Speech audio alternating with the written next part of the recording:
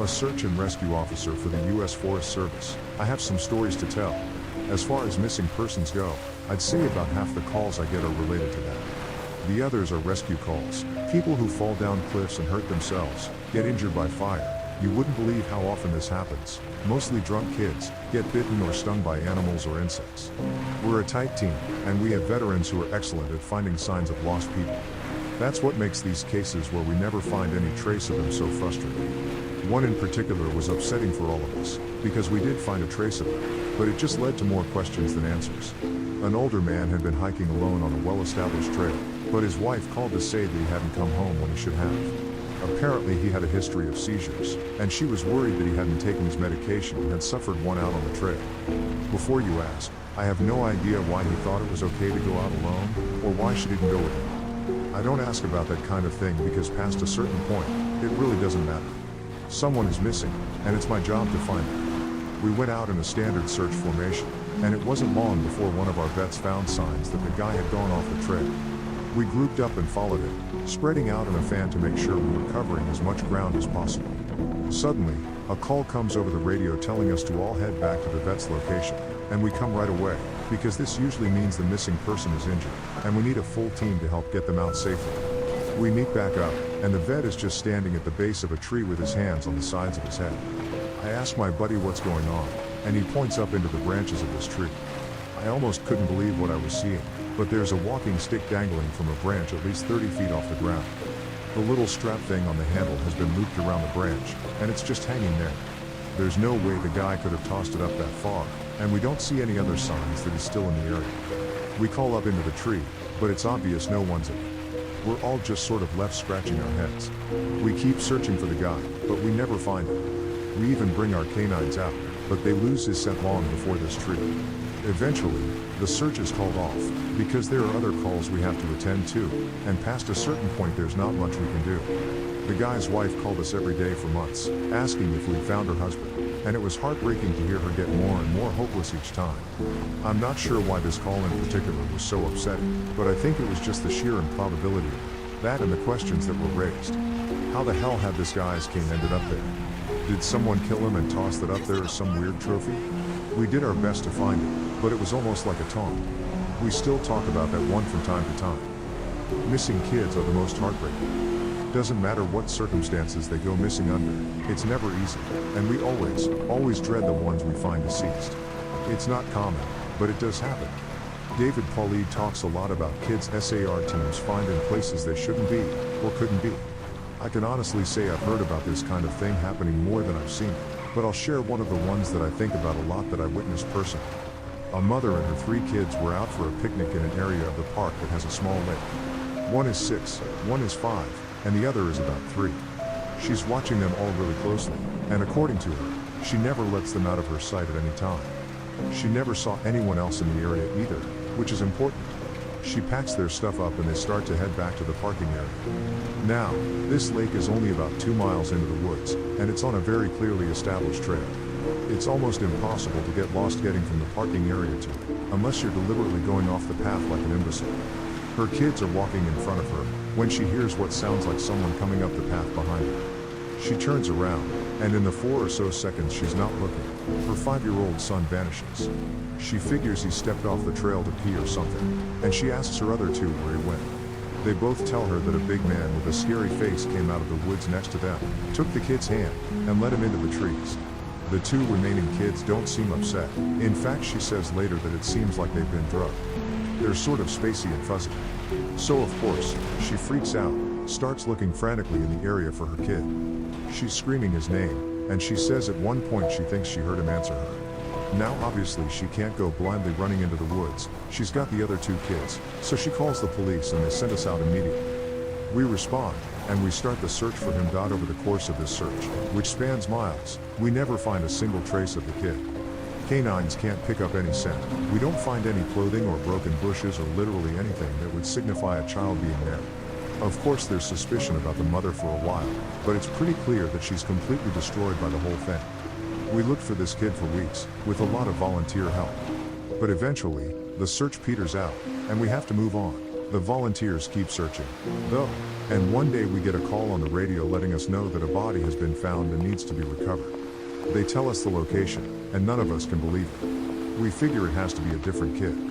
But we go out there, about 15 miles from the site where he vanished, and sure enough, we find the body of the kid we've been looking for. I have been trying to figure out how this kid got where he did ever since we found him, and I've never come up with an answer.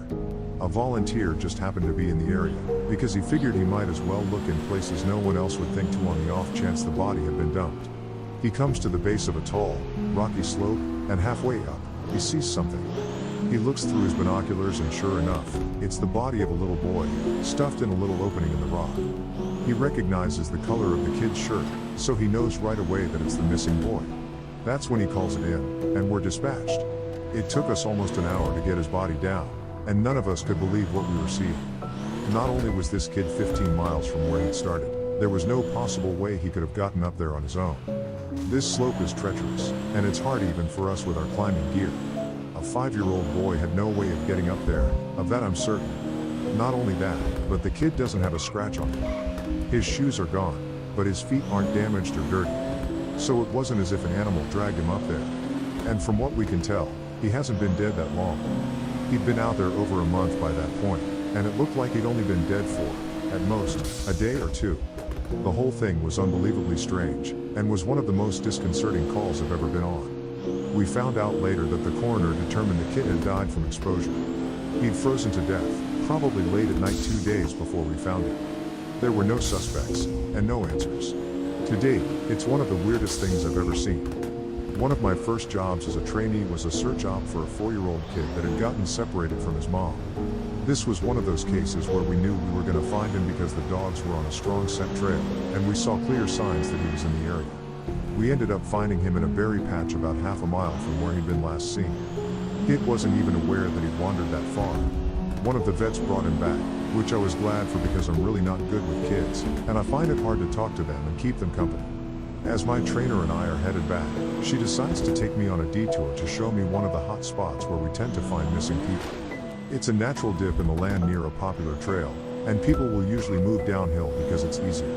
We hike out there, it's a few miles away, and we get there in about an hour or so.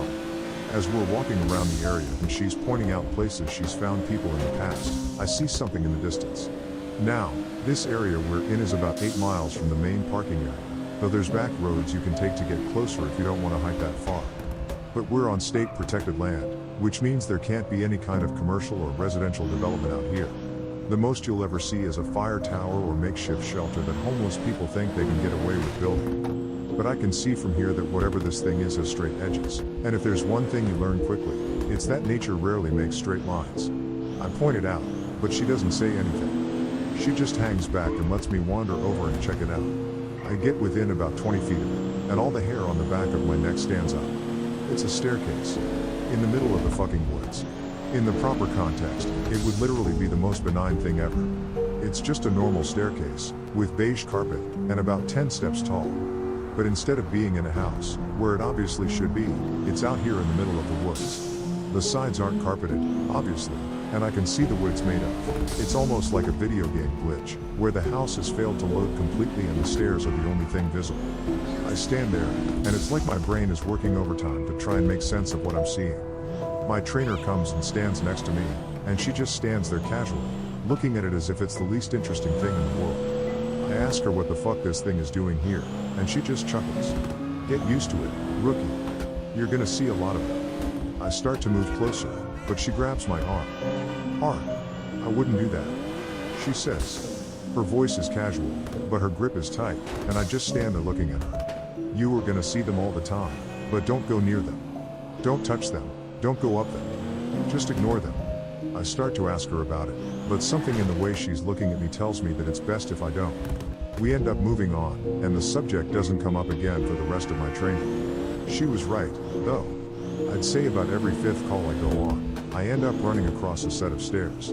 Sometimes they're relatively close to the path, maybe within 2 or 3 miles. Sometimes they're 20, 30 miles out, literally in the middle of nowhere, and I only find them during the broadest searches or training weekends. They're usually in good condition, but sometimes it looks like they've been out there for miles. All different kinds, all different sizes.